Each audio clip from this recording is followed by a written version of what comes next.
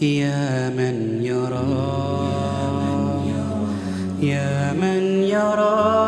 مد البعوض جناحها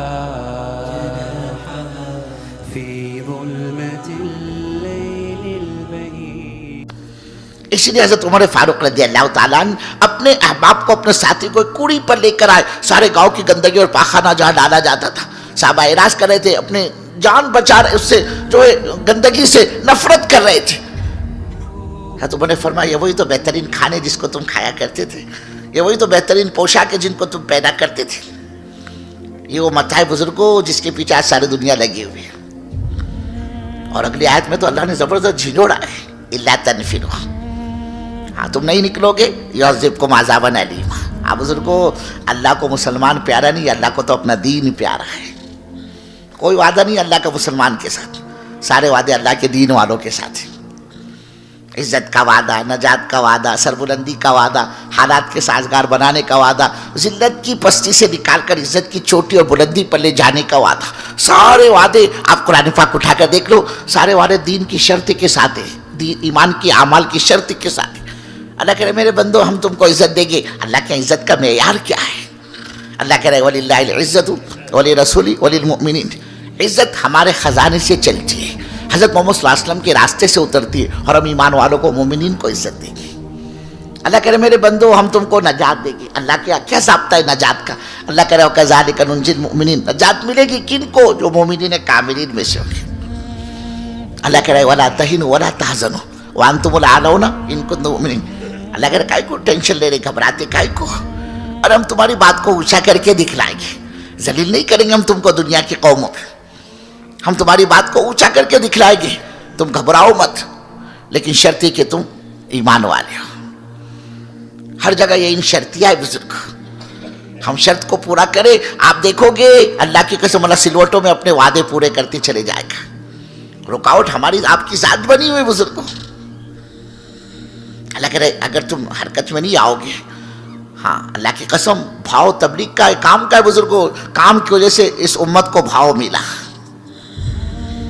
ہاں اس امت کا بھاؤ اس کام کی وجہ سے. اللہ کے نبی جو فرما رہے جنت حرام تمام نبیوں کی امتوں پر جب تک میری امت جنت میں داخل نہ ہو جائے. وجہ کیا اس کی؟ اللہ نے اس کے حوالے نبیوں والا کام دیا کہ حضرت رسول پاک صلی اللہ علیہ وسلم پر نبوت کا دروازہ تو بند ہو گیا بزرگوں، لیکن کار نبوت اللہ نے اس امت کے حوالے کر دیا. اب اس امت کا پی ایچ ڈی، اس امت کا ایم.کام، اس امت کا LLB، اس امت کا ہاتھ لاری لگانے والا، اس امت کا مونگ پھلی بیچنے والا، اس امت کا ڈاکٹر، اس امت کا وکیل، اس امت کے مفتی صاحب، اس امت کا محدث اور اس امت کا مفسر، اللہ کی قسم سب اللہ کے دین کے ذمہ دار ہیں. یہ دعوت کسی ایک کی ٹھیکیداری اور اجارہ داری نہیں ہے بزرگوں کہ بھائی یہ کام بولے تبلیغ والے کرے اور بولے میرا تبلیغ سے کوئی تعلق نہیں. اللہ کی قسم یہ یہاں تو اپنی جان بچا سکتا ہے، اللہ کی اپنے کو نہیں بچا سکتا. سب سے بڑا مجرم ہے بزرگوں جو دین کے تقاضوں سے دعوت سے اپنی جان بچاتا. پتہ نہیں امت کا کیا ہو گیا. شراب پینے کو امت گناہ سمجھتے، زنا کو امت گناہ سمجھتے، چوری جھوٹ اور ڈکیت کو امت گناہ سمجھتی ہے. ارے بزرگوں دعوت کی محنت کو چھوڑنے کو امت گناہ نہیں سمجھتی، جبکہ یہ مہا پاپ ہے، سب سے بڑا گناہ ہے. جب دعوت زندگیوں سے نکلتی ہے اس کے نتیجے میں بے دینی کی فضا عام ہوتی ہے، جس کے نتیجے میں ساری گندگیاں پھر وجود میں آتی. انبیاء علیہ السلام کے آنے سے پہلے امت کا کیا حال ہوتا؟ نبی آتے، ان کے ساتھ ان کی دعوت آتی، جس کے نتیجے میں زندگیوں سے دین آتا، گندگیاں صاف ہوتی چلی جاتی. جہاں نبی گئے ان کے ساتھ ان کی دعوت گئی، ان کا دین گیا، نتیجہ کیا آتا؟ امت پھر دوبارہ گندگیوں میں مبتلا ہو جاتی. آج امت نے اس کو سمجھا ہی نہیں کہ میرا وظیفہ حیات ہے، میری زندگی کا مقصد ہے. اللہ نے جو اس امت کی اپنے پاک کلام میں تعریف کی، اس کی وجہ کیا بزرگوں؟ ہم سے پہلے بھی تو امتیں دنیا میں آئی، ہم ایسے کون سے سرخاب کے پر لگے ہوئے؟ اللہ ہم جیسے گرے پڑو کہ اپنے پاک کلام میں تعریف کر رہا ہے تم بہترین امت ہو. وجہ کیا اس کی؟ کہ یہی اللہ نے اس امت کے حوالے نبیوں والا کام کیا. تبھی تو کل قیامت میں نبیوں کے ساتھ ہوگی بزرگوں، نبیوں کے دسترخوان پر، نبیوں کے آگے پیچھے. پچھلی امتیں دیکھ دیکھ کر اس قوم کو، اس امت کو رشک کرے گی اور آپس میں کہے گی بھائی صاحب یہ کس قوم کے نبی ہے؟ ان کو کہا جائے گا بھائی یہ کسی قوم کے نبیوں بھی نہیں ہے، یہ حضرت محمد صلی اللہ علیہ وسلم کے امت ہی ہے جو حضرت رسول پاک صلی اللہ علیہ وسلم کے دنیا سے پردہ فرما جانے کے بعد آپ والی محنت کو زندگی کا مقصد بنایا تھا. یہ وہ ہے جن کے آج تم تھاٹ بات دیکھ رہے ہو.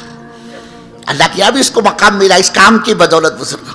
اللہ کہہ رہے بندو، اے ہمارے بندو، الا تنفروا، اگر تم حرکت میں نہیں آؤ گے اور نہیں نکلو گے، یعذبکم عذابا الیما، اللہ تمہیں دردناک عذاب میں مبتلا کر دے گا. رہ گیا اللہ کے دین کا مسئلہ، دین کا کیا ہوگا؟ اللہ کہہ رہے وہ کسی کے محتاج تو ہم ہیں نہیں. وَيَسْتَبْدِلْ قَوْمًا غَيْرَكُمْ، نئی قوم کو لائے گے ہم اور اس کو ہدایت کی دولت سے مالا مال کر دیں گے. وَلَا تَضُرُّوا شَيْئًا، اور تم ہمارا کچھ نہیں بگاڑ سکتے. وَاللَّهُ عَلَىٰ كُلِّ شَيْءٍ قَدِيرٌ، کہ ہم تو ہر چیز پر قدرت رکھنے والے ہیں. کئی فرمایا وَيَسْتَبْدِلْ قَوْمًا غَيْرَكُمْ ثُمَّ لَا يَكُونُوا أَمْثَالَكُمْ، ہم نئے عملے کو لاؤ گے اور تم سن لو وہ تمہاری طرح نہیں ہوگی. حدیث قدسی ہے بزرگوں. کس کو کہتے ہیں حدیث قدسی؟ مضمون ہو اللہ کا، زبان ہو نبی کی. اللہ اپنے نبی کی زبانی کہہ رہا ہے، اے ہمارے محبوب صلی اللہ علیہ وسلم آپ سن لیجئے، جب تک آپ کی امت دعوت کی اس مبارک محنت کو زندگی کا مقصد بنائے رکھے گی، ہم آپ کی امت کو دنیا کے قوموں کے سروں کا تاج بنا کر رکھیں گے. اللہ اپنے نبی سے فرما رہے ہیں ہم آپ کی امت کو دنیا کے قوموں کے سروں کا تاج بنا کر رکھیں گے. اور ہمارے محبوب صلی اللہ علیہ وسلم آپ سن لیجئے، جب آپ کی امت دعوت کی اس مبارک محنت کو زندگی کا مقصد بنائے گی، ہم آپ کی امت کی دعاؤں کو ایسے قبول کریں گے جیسے نبیوں کی دعاؤں کو ہم قبول کرتے. کیسے قبول ہوتی تھی بزرگوں نبیوں کی دعا؟ بنی اسرائیل یہ آئی حضرت موسیٰ علیہ السلام کے پاس اور آ کر شکایت کی، آپ اللہ کے نبی دعا کرو، ہم پیاسے، ہمارے جانور پیاسے، پانی کا ایک بوند نہیں ہے ہمارے پاس پینے کے لیے، آپ اللہ سے دعا کریں اور ہمارے پانی پینے کے پانی کا انتظام کریں. حضرت موسیٰ علیہ السلام نے وہی بیٹھے بیٹھے ہاتھ اٹھایا، اللہ سے پانی مانگا. آپ دعائی کے اندر اللہ کی طرف سے وہی آئی، یا موسیٰ فاضرب بعصاک الحجر، اپنے ڈنڈے کو پتھر پر مارو. حضرت موسیٰ نے اٹھایا ڈنڈا، پتھر پر مارا، اس پتھر سے پانی کے چشمے ابل پڑے اور جتنے قبائل تھے موسیٰ علیہ السلام بنی اسرائیل کے، وہ سارے قبائل نے خوب سیر ہو کر پانی پیا، اپنے جانوروں کو سیراب کیا، اپنے برتن بھر لیے پانی سے. پھر تھوڑا سا وقت نہیں گزرا کہ پھر آئی قوم، اے موسیٰ اپنے پروردگار سے دعا کرو. بابا کائی کی دعا ابھی تو کی تھی، کہا وہ تو ہمارے پینے کے پانی کا انتظام، ہمارے کھانے کا کیا. حضرت موسیٰ نے پھر ہاتھ اٹھایا، پھر اللہ کی طرف سے وہی آئی، کہا موسیٰ یہ ان سے کہو یہ من اور سلوا ہے، اس کو کھاؤ اور ہمارا شکر ادا کرو، یہ پاک حلال روزی ہم نے آسمان سے اتاری. تو ہمارے محبوب صلی اللہ علیہ وسلم آپ سن لیجئے، جب آپ کی امت دعوت کی اس مبارک محنت کو زندگی کا مقصد بنائے گی، ہم آپ کی امت کی دعاؤں کو بھی ایسے ہی قبول کریں گے جیسے ہم نبیوں کی دعاؤں کو قبول کرتے ہیں. اور آگے فرمایا، اے ہمارے محبوب صلی اللہ علیہ وسلم آپ یہ سن لیجئے، جب آپ کی امت اس کام سے جان بچائے گی، جی چرائے گی، جسے آج ہوتا ہے نا اللہ معاف فرمائے گا، میرا ارادے میں نام لکھو، بولے انشاءاللہ ارادے میں، کہ بزرگوں گھر والی کے پاس جانے کے لئے تو میرا ارادہ ہے. بزرگوں کاروبار میں فیکٹری اور کارخانے